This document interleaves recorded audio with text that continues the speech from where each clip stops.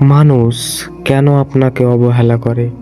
এই প্রশ্নটা জীবনে একবার না অনেকবার আসে।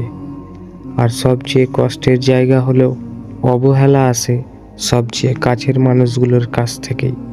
আপনি ভাবেন, আমি তো কারো ক্ষতি করিনি, আমি তো খারাপ কিছু বলিনি, আমি তো সবাইকে সম্মান দিয়েছি, তবুও আমাকে কেন এমনভাবে দেখা হয়?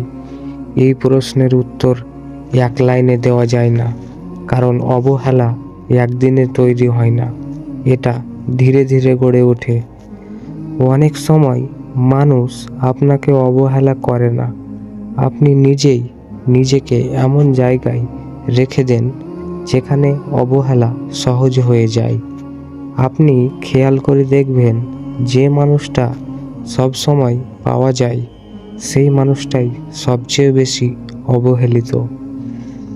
কারণ মানুষের স্বভাব এমন, যেটা সব সময় পাওয়া যায় তার দাম কমে যায়। আপনি যদি সব সময় ফোন ধরেন, সব সময় কাজ করে দেন, সব সময় মানিয়ে নেন, মানুষ ধরে নেয় আপনি তো আছেই। এখান থেকেই শুরু হয় অবহেলা। আপনি যদি নিজের কথা নিজেই গুরুত্ব না দেন, অন্য কেউ কেন দেবে?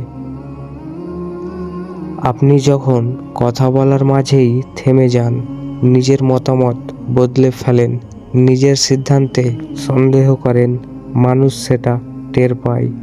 মানুষ খুব দ্রুত বুঝে ফেলে কে শক্ত আর কে সব সহ্য করে।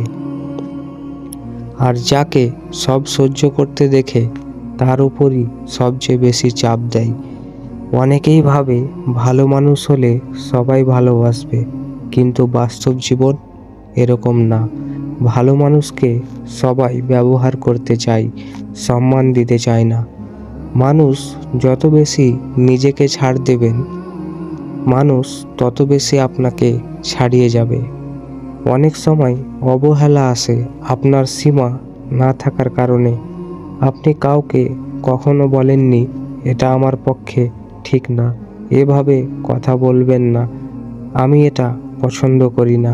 ফলে মানুষ ধরে নেয় আপনার কোনো সীমা নেই। আর সীমা না থাকলে মানুষ সীমা লঙ্ঘন করবেই। আপনি যদি সবসময় ভুল না করেও ক্ষমা চান, মানুষ ভাববে আপনার দোষ থাকুক বা না থাকুক আপনি মাথা নত করেন। এটা মানুষের স্বভাব যে নিজেকে ছোট করে তাকে আরও ছোট করা। কেউ হঠাৎ করে আপনাকে অবহেলা শুরু করে না, সে দেখে আপনি কতটা সহ্য করেন। আপনি যদি বারবার নিজের সময়, নিজের কাজ, নিজের সম্মান ছাড় দেন, আর মানুষ সেটাকে আপনার দুর্বলতা হিসাবে দেখে। আর দুর্বলতাকে মানুষ সম্মান করে না। অনেক সময় অবহেলা আসে কারণ আপনি সব সময় অন্যদের প্রিয়রিটি দেন। আপনার নিজের কাজ অপেক্ষা করতে পারে, কিন্তু অন্যের কাজ না। এভাবে চলতে চলতে মানুষ ধরে নেয় আপনি নিজের থেকেও অন্যদের গুরুত্ব দেন। তাহলে তারা কেন আপনাকে দেবে? আপনি যদি নিজেকে শেষে রাখেন, পৃথিবীও আপনাকে শেষেই রাখবে। আরেকটা বড় কারণ, আপনি নিজের জন্য দাঁড়ান না। আপনি অন্যায় দেখেও চুপ থাকেন, অসম্মান সহ্য করেন, ভিতরে ভিতরে কষ্ট পান, কিন্তু মুখ খুলেন না। মানুষ এটাকে ভদ্রতা ভাবে না, এটাকে দুর্বলতা ভাবে। আর যে মানুষ চুপ থাকে তাকে সবাই চাপ দেয়। অনেক সময় মানুষ আপনাকে অবহেলা করে কারণ আপনি সব সময় নিজেকে এক্সপ্লেন করেন। আপনি কেন পারলেন না, কেন করলেন না, কেন এমন হলো, সব ব্যাখ্যা দেন। কিন্তু যে মানুষ আপনাকে সম্মান করে তাকে এক্সপ্লেনেশন লাগে না। এক্সপ্লেন বেশি দিলে মানুষ ভাববে আপনি নিজেই নিশ্চিত না। আর যে নিজেই নিশ্চিত না তার কথায় কেউ গুরুত্ব দেয় না। আরেকটা কঠিন সত্য, কিছু মানুষ আপনাকে অবহেলা করে কারণ আপনি বদলাননি। আপনি আগের মতোই সব সহ্য করেন, সব মেনে নেন, সব ক্ষমা করেন। মানুষ আপনার সেই ভার্সনটা ইউজ করতে অভ্যস্ত হয়ে গেছে। আপনি যদি আজ হঠাৎ শক্ত হন, নো বলেন, সীমা টানেন, তারা বলবে তুমি বদলে গেছো। হ্যাঁ, আপনার বদলানো দরকার ছিল, কারণ আগে আপনাকে ব্যবহার করা হচ্ছিল, মানুষ কখনো সেই মানুষটাকে পছন্দ করে না যে আর ব্যবহার হতে চায় না। আরেকটা কথা শুনুন, সবাই আপনাকে অবহেলা করে না, কিছু মানুষ করে কারণ তারা পারে, কারণ আপনি সুযোগ দিয়েছেন।